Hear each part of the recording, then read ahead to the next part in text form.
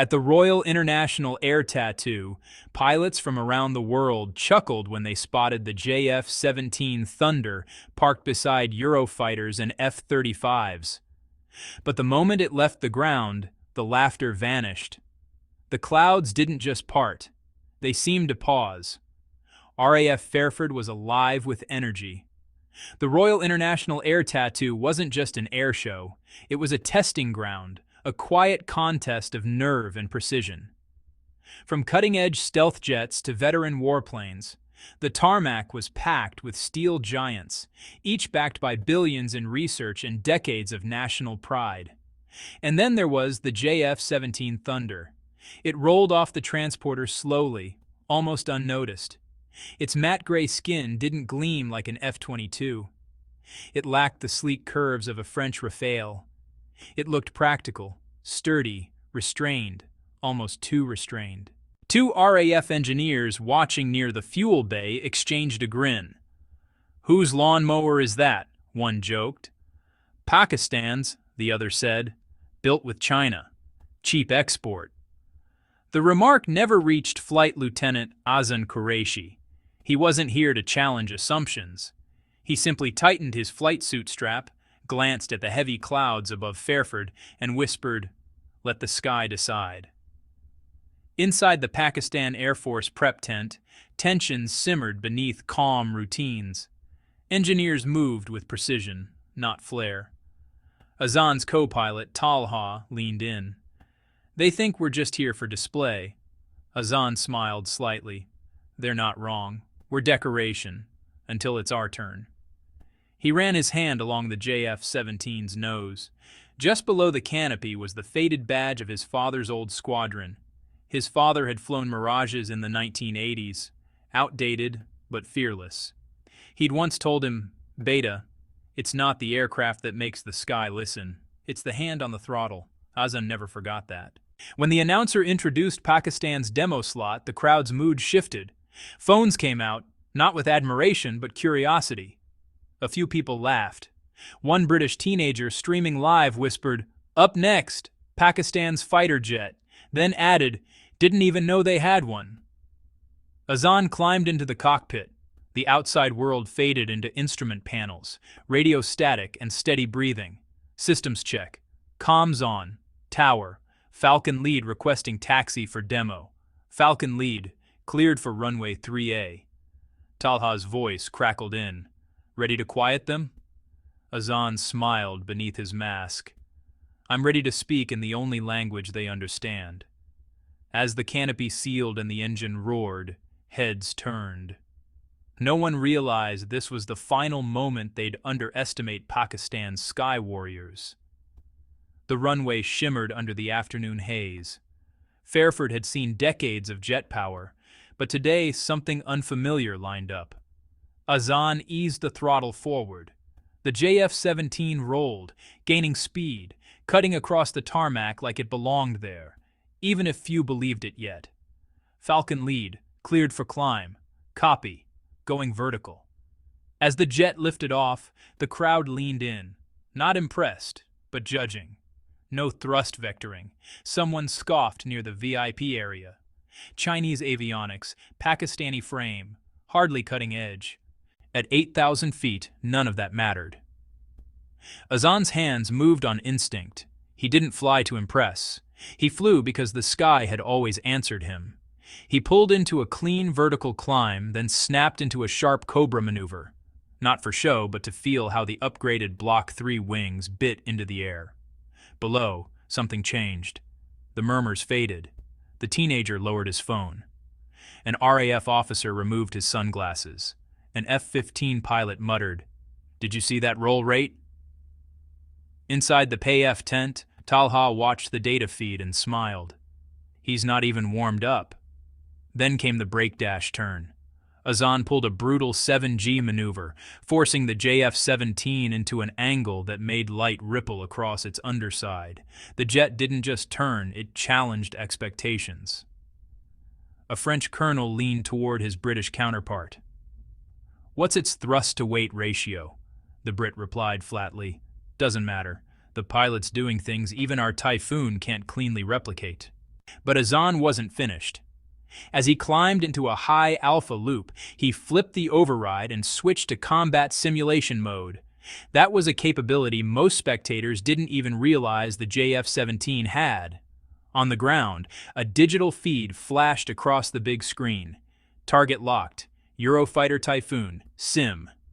A wave of gasps rolled through the crowd. The jet's onboard system had virtually locked onto an aircraft flying 1,000 feet higher. Clean, controlled, precise. The UK announcer hesitated, his voice tightening as he tried to remain composed.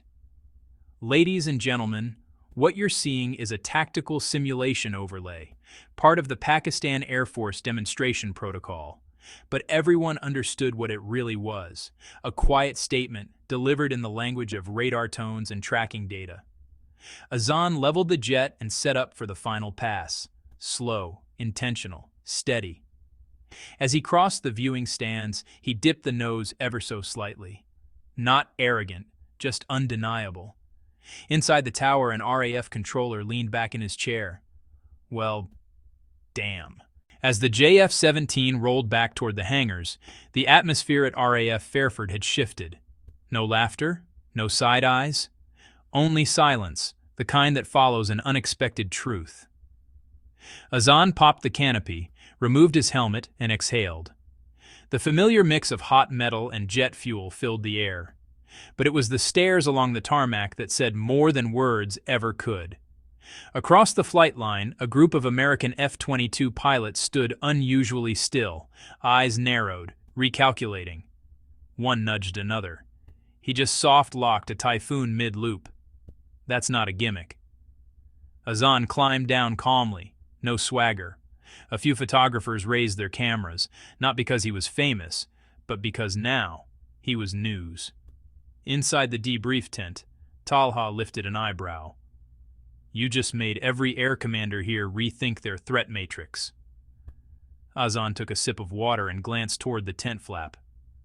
They won't admit it, but they know now. At that moment, a British air commodore stepped inside. His uniform was crisp, his expression controlled. Flight Lieutenant Qureshi, he said, would you be willing to attend a closed-door Q&A tomorrow? Some of our evaluators have questions. Azan nodded, careful not to show surprise. Of course, sir. As the Commodore turned to leave, he paused. You didn't come here to win, did you? Azan met his gaze. No, sir. I came so you'd never ignore us again. Outside, the crowd had thinned, but the story was already spreading. Clips of the demo were everywhere. JF-17 Thunder stuns UK. Underdog jet shocks air show. One comment read, say what you want, that Pakistani jet just danced in the sky. Azan sat quietly on a crate behind the hangar, helmet resting on his knee, listening. Because tomorrow wouldn't be about a machine. It would be about the man behind it, and the power of being underestimated. The room had no markings, but everyone inside knew its purpose. A narrow glass chamber tucked behind the hangars, sealed with security locks and soundproof walls. 5 senior officers sat around a curved steel table, British, American, French, and one from the UAE. Across from them stood Flight Lieutenant Azan Qureshi, alone, calm, his uniform still creased from flight. Let's skip formalities, the British Commodore said. Your display caught us off guard. Azan nodded once. That was the intent. An American officer leaned forward. That lock on the Typhoon, was it pre-programmed? No, sir, Azan replied. It was calculated live. We trained for that scenario. The French officer raised an eyebrow. With what radar? KJ-7A, AESA, modified. Modified by whom? Our engineers. Silence followed. They weren't questioning the jet anymore. They were questioning an assumption that a Pakistani squadron flying a so-called budget fighter could shift the conversation. Finally, one of them asked the question they had avoided. Lieutenant Qureshi, in a real engagement, would you bet on that aircraft? Azan didn't hesitate. No, sir. I'd bet on the pilot who never forgot what his airspace cost to defend. That was the weight behind the wings. When he stepped outside, the evening air had cooled. Talha waited near the fence. So? They asked everything, Azan said, except what they're most afraid of. And that is? Azan smiled. That we don't need their approval anymore. As the sun dipped behind RAF Fairford, the airfield lights flickered on. Across the tarmac, the JF-17 rested beneath a tarp. Unflashy, quiet, waiting. And this time, no one laughed. Not after the same British colonel who joked days earlier was overheard saying, "Next year we bring 2 typhoons, and we study that loop." Azan walked past the final hangar, helmet under his arm, when a young cadet jogged up behind him. "Sir, sorry, just one question." He held up his phone, paused on a freeze frame of the flyby. "Have you ever used that maneuver in combat?" Azan studied the screen, then the cadet. "No," he said softly, "but I've trained for it every day." In silence. If you respect the quiet professionals who carry a nation's honor above the clouds, hit like, drop thunder in the comments, and subscribe for more hidden, insightful dives.